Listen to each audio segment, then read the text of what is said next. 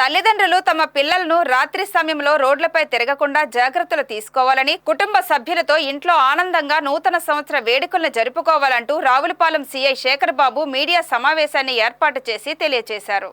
ఈ నేపథ్యంలో సీఐ శేఖర్ బాబు మీడియాతో మాట్లాడుతూ నూతన సంవత్సర వేడుకలను ప్రశాంతంగా జరుపుకోవాలని, నిబంధనలు ఉల్లంఘిస్తే కఠిన చర్యలు తప్పవన్నారు. గుంపులుగా చేరి నడి రోడ్డుపై కేకులు కట్ చేయడం, అధిక సౌండ్లతో ప్రజలను ఇబ్బందులకు గురి చేసినా ట్రిబుల్ రైడింగ్ చేయకూడదన్నారు. మద్యం సేవించి వాహనాలు నడిపితే 10,000 రూపాయల వరకు ఫైన్, 6 నెలల జైలు శిక్ష తప్పదన్నారు. రాత్రి వేళలో గస్తీ ముమ్మరంగా ఉంటుందని ఆయన తెలిపారు. రాబో నూతన సంవత్సర శుభాకాంక్షలు తెలియజేస్తున్నాను. రావులపాలెం మండల పరిధిలో ఈరోజు నూతన సంవత్సరానికి వెల్కమ్కి పురస్కరించుకుని ఎటువంటి అవాంఛనీయ సంఘటన జరపకుండా పటిష్టమైన బందోబస్తు ఏర్పాటు చేయడం జరిగింది. అనేక చోట్ల వికెట్లు, అదేవిధంగా పెట్రోలింగ్ పార్టీలు కూడా నిర్వహించడం జరుగుతుంది. ఎక్కడా కూడా ఏ చిన్న ఇన్సిడెంట్ జరగకూడదనేసి ఈ పటిష్టమైన బందోబస్తు ఏర్పాటు చేయడం జరిగింది.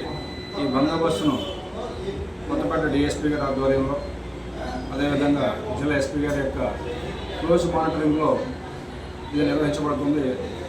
ఎవరికూ కూడా ఎటువంటి సంఘటనలు జరపకుండా, ప్రమాదాల బారిన పడుకోకుండా, వారి విలువైన ప్రాణాలు కోల్పోకుండా చేయడమే ముఖ్య ఉద్దేశం.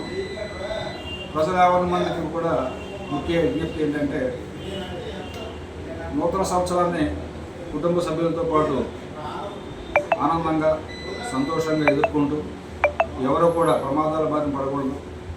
ముఖ్యంగా యువతకి తల్లిదండ్రులైన వారు చెప్పి తాగి డ్రైవ్ చేయడం, వాహనాలు నడపడం, ప్రమాదాలు గురి కావడం అనేది సంభవిస్తూ ఉంటే దయచేసి అది నివారించాలి.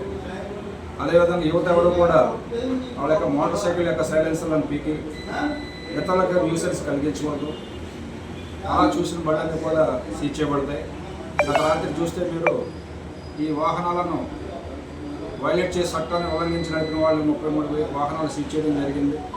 వాళ్ళపై కేసులు కూడా బుక్ చేయడం జరిగింది. కాబట్టి ప్రతి ఒక్కరు కూడా గమనించి ఏ ఒక్కరు కూడా చట్ట వ్యతిరేకమైన కార్యకలాపాలు, అబ్సిన్ డ్యాన్సెస్ని కానీ, ప్యాకాట్లను కానీ, కోడి పందాలను కానీ, గుండెట్లు కానీ ప్రోత్సహించవద్దు, అందులో పాల్గొనవద్దు.